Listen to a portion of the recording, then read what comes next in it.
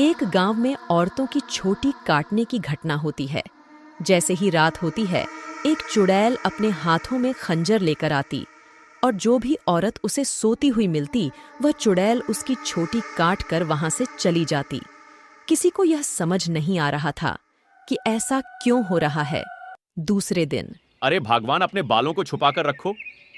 पूरे गांव में छोटी काटने की घटना बढ़ती ही जा रही है। उस चुड़ैल की नजर तुम्हारे लंबे बालों पर चली गई तो वह तुम्हारी छोटी काट कर ले जाएगी। अजी, आपको घबराने की कोई जरूरत नहीं है। किसी चुड़ैल की इतनी हिम्मत कहाँ कि वह मेरी छोटी को हाथ भी लगा सके। अच्छा, ये बात है। जैसे तुम्हारी मर्जी, मेरा काम था तुम्हें होशियार करना। अगर तुम्हारी छोटी कट गई तो फिर मेरे पास रोते हुए मत आना। यह बोलकर भीमा वहां से चला जाता है।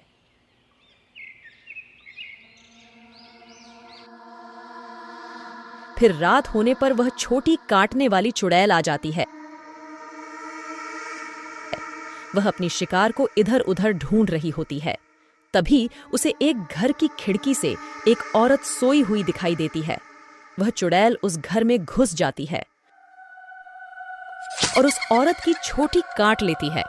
जैसे ही उस औरत की छोटी कटती है, उसकी नींद खुल जाती है। हे भगवान, यह चुड़ैल अंदर कैसे आ गई? हाय, मेरी छोटी कहाँ गई?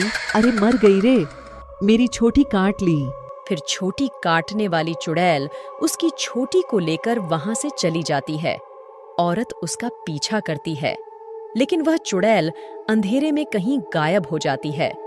तभी उसका पति उसके पीछे पीछे वहां आ जाता है। क्या हुआ मीना, तुम अचानक इतनी रात को यहाँ क्यों भागकर आ गई? देखिए ना जी, इस चुड़ैल ने मेरी छोटी ही काट ली है और न जाने अंधेरे में कहाँ गायब हो गई है। ये क्या हो गया? तुम तो ठीक हो ना? उसने तुम्हें कुछ नुकसान तो नहीं पहुंचाया ना? फिर वह दोनों उदास मन से अपने घर वापस आ जाते हैं। अगली सुबह फिर मीना की छोटी काटने की बात पूरे गांव में फैल जाती है। सब लोग उस चुड़ैल के बारे में बातें कर रहे होते हैं। फिर भीमा को अपनी पत्नी की फिक्र होती है, तो वह अपने घर की ओर चल देता है। घर पहुंचकर वह अपनी पत्नी के कमरे में जाता है तो देखता है कि सुमन अपने बालों को संवार रही होती है। अरे सुमन, तुम्हें पता चला कल रात मेरे दोस्त मोहन की पत्नी की छोटी उस चुड़ैल ने काट ली। मुझे तो तुम्हारे लिए बहुत डर लग रहा है, कहीं वह चुड़ैल यहाँ ना आ जाए। घबराने की कोई जरूरत नहीं है, आप डरिए मत, मुझे कुछ नहीं होगा। सुमन, तुम्हारे बाल तो दिन ब दिन लंबे होते जा रहे हैं, पहले तो ऐसे नहीं बढ़ रहे थे। ये अचानक क्या हो गया? अजी, मैं अब अपने बालों की कुछ ज्यादा ही देखभाल कर रही हूँ ना, इसलिए। ठीक है, तो अपना ख्याल रखा कर। मैं अपने दोस्त मोहन से मिलकर आता हूँ।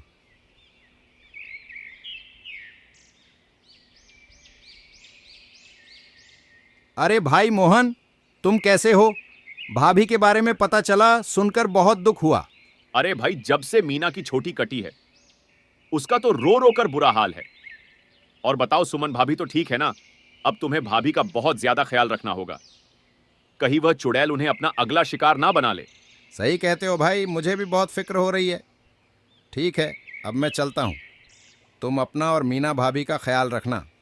फिर इतना बोलकर भीमा वापस अपने घर आ जाता है। रात होने पर भीमा सो रहा होता है।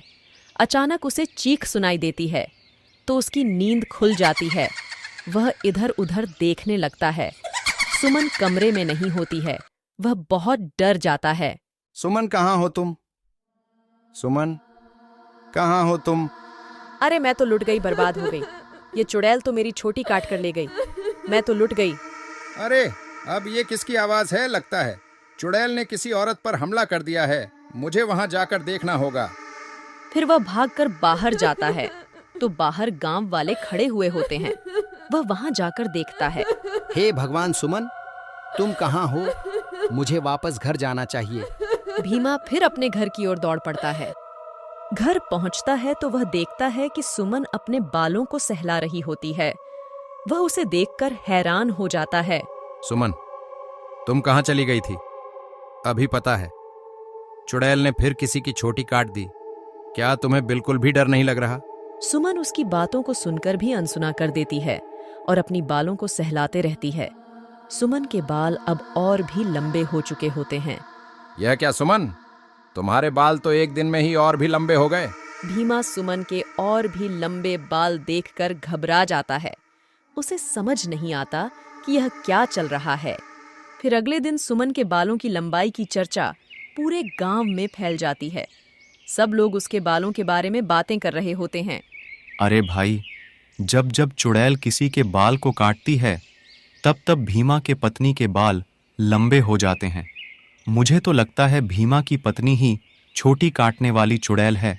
भीमा गांव वालों की बात सुन रहा होता है। उसे कुछ समझ में नहीं आता कि वह क्या करे। फिर वह अपने दोस्त मोहन के पास मदद मांगने के लिए जाता है। मोहन भाई, मुझे लगता है कि सुमन ही चुड़ैल है।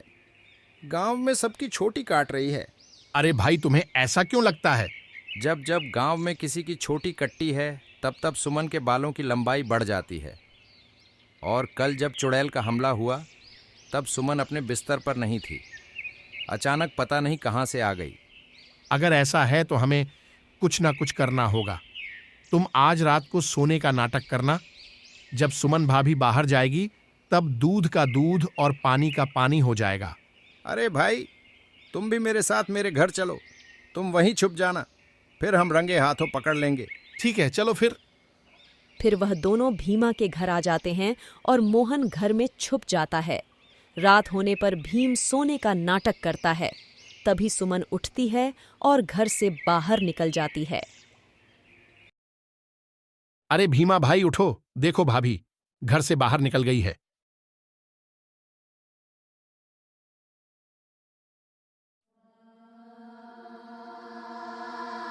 सुमन थोड़ी दूर जाते ही चुड़ैल में बदल जाती है और अपनी शिकार की तलाश करते रहती है। भीम और मोहन की आंखें फटी की फटी रह जाती हैं। भीमा भाई, तुम्हारा शक सही निकला। तुम्हारी बीवी तो चुड़ैल निकली। मोहन भाई, अब क्या करें? हमें इसे रोकना होगा। अगर आज हमने इसको नहीं रोका तो यह फिर किसी न किसी की छोटी काट देगी। ये सबकी छुट्टियां क्यों काट रही है? चलो उसका पीछा करते हैं। थोड़ी दूर चलने पर चुड़ैल एक जगह पर रुक जाती है। फिर वह इधर उधर शिकार तलाश करने लग जाती है। तभी चुड़ैल की नजर एक घर पर पड़ती है और वह उस घर में घुस जाती है और वहां उसे एक औरत सोते हुए दिखाई देती है। भीमा भाई, भाभी तो एक घर में घुस गई, अब क्या करें? अरे बेवकूफ, ये भाभी भाभी क्या लगा रखा है? इस वक्त वह तेरी भाभी नहीं है, वह एक चुड़ैल है।